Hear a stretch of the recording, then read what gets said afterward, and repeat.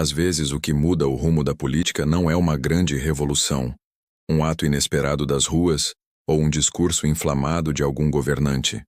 Às vezes, a virada acontece em silêncio, dentro de um tribunal, quando aqueles que por anos ergueram bandeiras firmes decidem de repente jogar tudo para o alto e dizer exatamente o contrário do que já sustentaram. Foi o que vimos nos últimos dias com dois personagens centrais da nossa Suprema Corte, Gilmar Mendes e Carmen Lúcia. Durante semanas, eles repetiram e fizeram ecoar que qualquer tentativa de anistia ampla para os condenados dos últimos acontecimentos seria inconstitucional e ilegítima. Hoje, diante da pressão política e dos ventos que começam a mudar dentro e fora de Brasília, os mesmos ministros aparecem em posições aparentemente diferentes, abrindo o caminho para algo que eles juraram barrar. Você percebe o peso disso?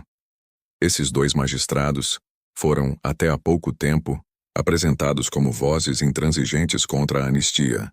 Sua narrativa era clara. Quem participou de atos classificados como vandalismo, quem marchou contra o sistema, não teria direito ao perdão parlamentar.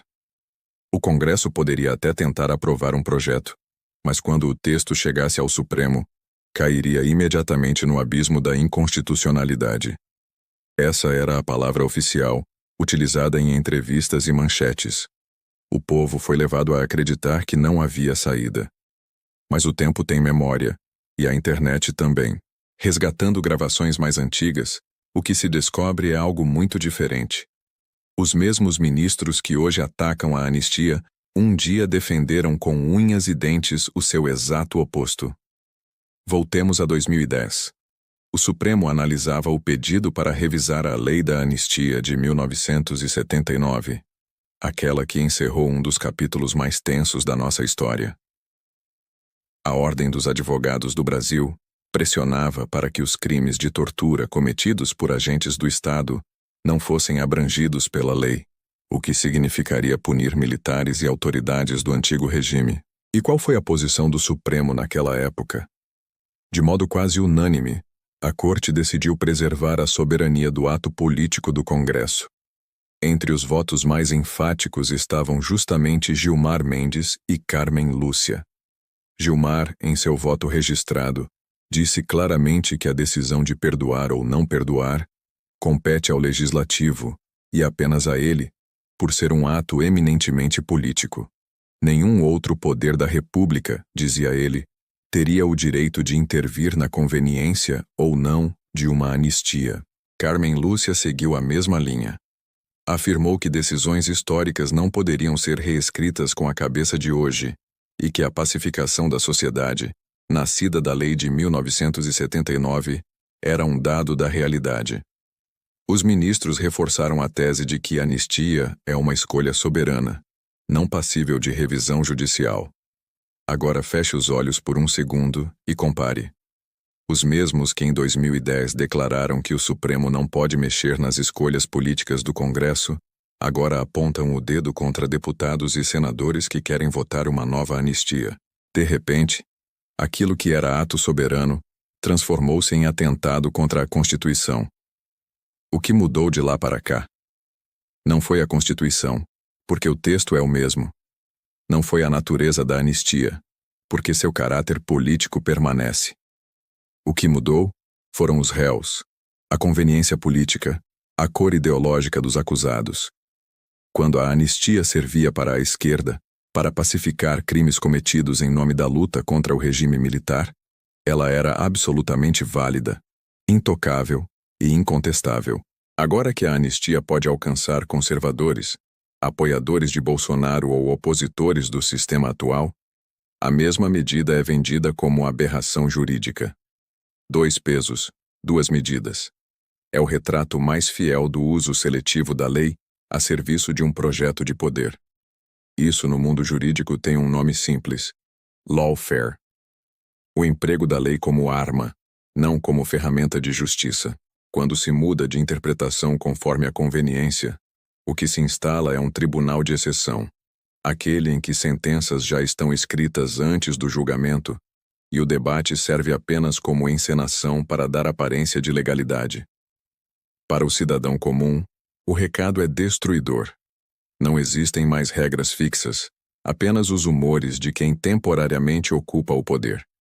E é justamente por isso que resgatar as próprias palavras desses ministros é tão importante, porque sem memória, viveríamos eternamente reféns da versão mais conveniente do momento. A internet nos deu uma arma inédita, a de lembrar-lhe seus votos de ontem diante de suas contradições de hoje. Isso expõe ao país que aquilo que se pretende apresentar como convicção moral é, no fundo, apenas manobra política. Observe o cenário atual do Congresso. Um número crescente de parlamentares já não se intimida mais diante das ameaças veladas do Supremo. Mais de 300 deputados estariam dispostos a aprovar uma anistia ampla, geral e irrestrita. Isso porque a pressão popular cresceu, a pressão internacional começou a pesar e o ambiente político mudou. Diante disso, qual a postura adequada de um Supremo equilibrado? Reconhecer que há uma decisão soberana em curso no Legislativo e respeitá-la. Mas o que ouvimos não foi isso. Ouvimos ministros tentando intimidar o processo, prontos a rasgar seus próprios votos anteriores para atender a conveniências atuais. E aqui está o grande perigo. Quando o Legislativo precisa quase pedir autorização a ministros para redigir projetos, deixa clara sua condição de refém. Isso ficou evidente recentemente, quando o relator da anistia procurou Alexandre de Moraes para conversar sobre o que poderia ou não ir no texto. Isso é o oposto de separação de poderes.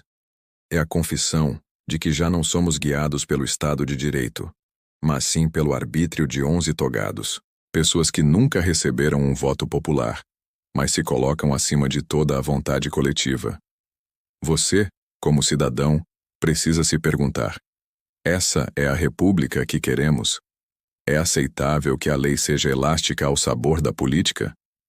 É justo que, num mesmo tribunal, um ato seja legítimo num dia e criminoso no outro, apenas porque seus beneficiários mudaram? Estamos aceitando viver num ambiente em que a Constituição é maleável demais para proteger uns e esmagar outros. E diante desse quadro, o que se pode fazer? Primeiro, não permitir que a hipocrisia seja esquecida. Expor as gravações de ontem, lembrar das falas de 2010, mostrar ao Brasil inteiro quem são os verdadeiros incoerentes. Segundo, cobrar dos senadores, que têm a prerrogativa de conter abusos dos ministros do Supremo, uma posição firme. Enquanto o Senado se esconder, a escalada arbitrária vai continuar. Não se trata apenas de Bolsonaro ou de seus apoiadores. Trata-se da própria ideia de democracia. Porque hoje a anistia é negada a um grupo, amanhã, se o vento mudar, será negada a qualquer outro. A insegurança jurídica é o caminho mais rápido para a destruição da confiança social, para o abandono da lei e para a afirmação da força bruta como último árbitro. Gilmar Mendes e Carmen Lúcia, com suas posições contraditórias, prestaram ao país um serviço irônico. Mostraram de forma explícita o quanto o Supremo se transformou num espaço de disputa política e não de garantia institucional. Foram eles que, com suas vozes de ontem e de hoje, revelaram a farsa em que nos enfiamos. Caberá a nós decidir se aceitaremos esse tribunal de conveniências ou se teremos coragem de recuperar a coerência que deveria pautar nossas instituições. Agora eu quero ouvir você. Quando você vê ministros dizendo uma coisa em 2010 e o exato oposto em 2025, o que passa pela sua cabeça? Você concorda que estamos diante de uma corte política, muito mais do que jurídica? Escreve a sua opinião nos comentários e vamos ampliar esse debate. Se esse vídeo ajudou você a compreender o que está por trás das decisões que circulam pelos jornais, não esqueça de dar o seu like, compartilhar com amigos e familiares e se inscrever no canal, porque a memória é nossa arma contra a hipocrisia. Só lembrando o que eles disseram ontem, podemos entender a farsa do hoje e lutar para que amanhã não seja ainda pior.